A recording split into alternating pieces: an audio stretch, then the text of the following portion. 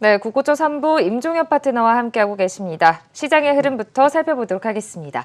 대표님, 국고초에서는 빠질 수 없는 시간입니다. 저희가 토요일 방송이기 때문에 한 주간의 시장을 돌아보는 이 시장의 흐름을 좀 짚어보거든요. 한 주간의 시장의 흐름 대표님 어떻게 보셨을까요? 일단 코스피건 코스닥이건 전 세계적인 어떤 트렌드에서 벗어나고 있어요. 좋은 쪽으로. 네. 그래서 약간 디커플링, 아름다운 디커플링 현상이 지금 발생이 되고 있는데 한국 증시가 좀 차변화된 상승 흐름을 이제 보이고 있는 이유는 이제 비교 위에 탁월한 실적 모멘텀 때문에 그런 것 같아요. 그래서 좀 이런 어떤 흐름이 계속될 것 같고 지금 현재 미국 증시 변동성이 다소 확대되고 있는데 그래도 한국 증시는 좀 상대적으로 선방할 것 같고 조정 시 만약에 조정을 받는다면 매수 관점으로 대응하는 게 맞다고 생각합니다. 3월 중순부터 이 미국이 대규모 살금 현금 지급 정책을 이제 적극적으로 이제 전개를 했거든요. 그런 환경 속에서 미국 국민들의 2분기 가계 소비가 아마 급증을 했을 거예요. 그래서 그런 환경 속에서 국내 수출 기업들이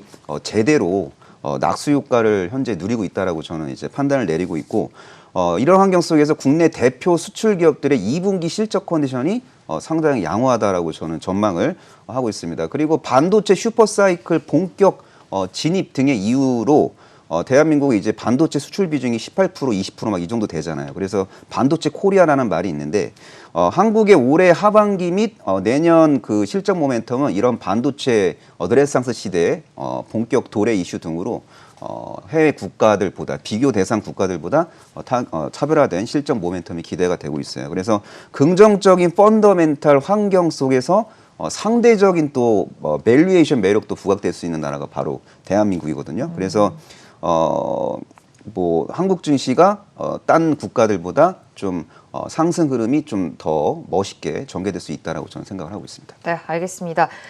긍정적인 전망을 주셨습니다. 시장의 흐름은 계속해서 좀 좋아질 것이다라는 의견인데 그렇다면 대표님 코스닥 얘기를 또 안 해볼 수가 없습니다. 코스피는 강보합권에서 마감을 했지만 코스닥은 1% 넘게 상승을 해줬거든요. 이 코스닥의 상승 이유 뭐라고 보십니까? 예, 코스닥은 이제 코스피보다 좀 상대적으로 좀 덜 오른 감도 있었어요. 이게 주봉으로 보면 이제 한 5월 달부터 이 차트가 지원이 되나요? 그래서 보시면 이렇게 조정을 이렇게 쭉 이렇게 횡보하면서 에너지를 모았고 그리고 이제 은밀하게 지금 오르고 있단 말이죠. 은밀하게 오른 다음에 저항선을 돌파하면 위대하게 상승할 수 있는데 4월 고점이 1032.64포인트예요. 만약에 다음 주에 4월 고점 돌파 후 안착에 성공하면은 위대한 슈팅 그립이 전개될 수 있는 거고 4월 고점 전후에서 이제 상단이 막힐 경우에는 상승 피로 누적 등의 어떤 이유로 템포 조절 파동으로 이제 전환될 수도 있는 그런 상황이라고 보시면 될 것 같고 아무래도 코스피보다는 약간 좀 덜 오른 감은 있습니다. 코스피는 지금 현재 그 1월 고점을 돌파 후 안착을 시도하는 단계고 코스닥은 4월 고점을 지금 뚫기 위해서 지금 눈치를 보는 구간이기 때문에 약간 어차피 직전 고점 뚫고 간다라는 어떤 가정으로 이제 종목을 접근한다면은 코스피보다 코스닥이 살짝 유리한 거는 맞는 것 같고요. 그리고 미국 증시 같은 경우에도 다우는 변동성이 확대되고 있는데 상대적으로 나스닥이 선방하고 있거든요. 그래서 기술주, 성장주가 이제 대거 포진되어 있는 코스닥의 역할론이 대두될 가능성이 높아 보입니다. 네, 알겠습니다.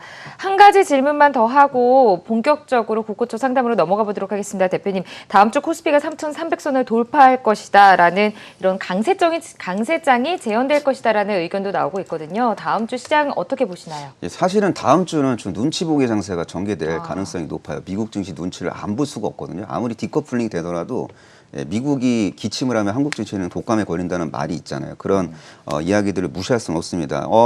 연준이 뭐 연준 얘기 안 할 수가 없죠. 연준이 상당히 좀 생각보다 6월 FOMC를 통해서 매파적인 색채를 드러냈습니다. 이 부분에 대해서는 제가 총정리해 드릴게요. 자, 연준 위원 총 18명 중에서 13명이 2023년도 기준금리 인상을 전망을 했습니다. 기존 3월 FOMC 결과보다 훨씬 더 매파적으로 이제 변화가 있었고 2023년도에 두 차례의 기준금리를 미국 중앙은행에서 이제 올리기 위해서는 테이퍼링을 이제 서둘러야 돼요. 그래서 생각보다 테이퍼링 시행 시점이 좀 앞당겨질 가능성이 높고 테이퍼링을 시작해서 테이퍼링이 완전히 종료되기까지는 한 10개월 넘게 걸리거든요. 최대 1년 정도 걸리고요. 그래서 아마 올해 말 혹은 내년 초에 테이퍼링이 본격적으로 시행이 될 가능성이 높아요. 이런 이슈를 보고 눈치를 안 보는 건 말이 안 되는 거죠. 그리고 아마 연준이 9월 달 정도에 아마 힌트를 줄 것 같아요. 8월 잭슨홀 미팅 혹은 9월 FOMC를 통해 갖고 테이퍼링 스케줄을 공개할 가능성이 높아 보이고 테이퍼링 스케줄을 시행 한 3개월, 4개월 전에 공개해 줘야 시장 충격이 좀 최소화될 수 있습니다. 그래서 시장과 소통을 하면서 테이퍼링 시점에 대한 어떤 스케줄을 공개할 가능성이 높아 보이고 지금 현재 연준이 1,200억 달러 규모의 채권 매입 프로그램을 가동하면서 시중에 돈을 풀고 있는데 연말 혹은 연초 정도 되면은 월간 단위로 봤을 때 150억 달러 전후를 이제 그 채권 매입 규모를 축소를 시킬 거예요. 그러다 보면은 10개월 정도 있으면은 이제 양적 완화가 종료되는 그런 구조고 양적 완화가 끝나야지 테이퍼링이 끝나야지 이제 기준금리를 올릴 수 있는 거거든요. 근데 이제 연준이 매파적으로 그 스탠스가 바뀐 이유는 크게 두 가지가 있어요. 첫 번째로는 인플레이션 문제 때문에 그렇습니다. 5월 미국 소비자 물가지수, 5월 생산자 물가지수가 둘 다 5% 전월 대비 5% 이상 올랐다라는 거, 예상치를 좀 뛰어넘고 있다라는 거. 그리고 연준이 여전히 지금 현재 물가 상승은 기저효과다라고 이제 그런 입장을 견지하고 있지만 연준도 속으로는 약간 걱정을 하고 있을 거예요. 그래서 연준도 물가 전망치를 상향 조정할 수밖에 없는 그런 상황이고 파월 의장도 인플레 위험이 있음을 본인도 이제 인정을 하고 있는 그런 상황으로 지금 변화가 오고 있습니다. 그리고 연준이 매파적으로 변한 두 번째 이유는 미국의 하반기 고용 지표가 상당히 좋게 나올 것 같아요.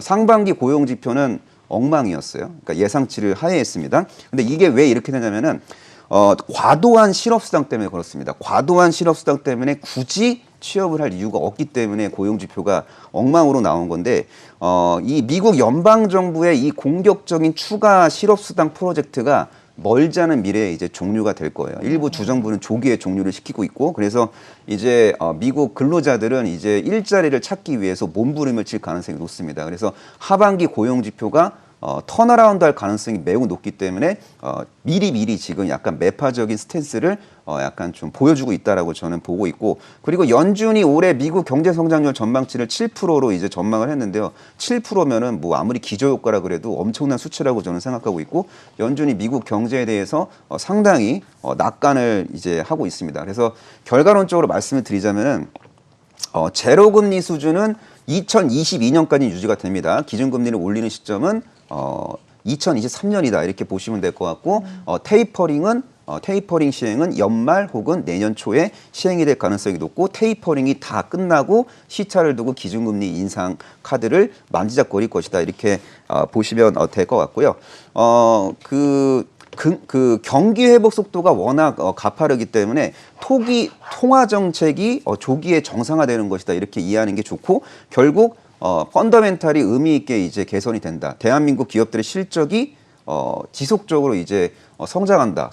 실적 성장 모멘텀이 계속된다고 한다면은 테이퍼링 우려 속에서도 지수의 저점과 고점은 올라가면서 상승 추세가 유지가 될 겁니다. 그래서 미국 증시가 아플 때 조정을 받더라도 그 저점이 올라가는 추세 눌림목 자리가 있거든요. 그런 자리를 잘 공략하면은 성공 투자를 할 가능성이 높다라고 저는 생각하고 있습니다. 네.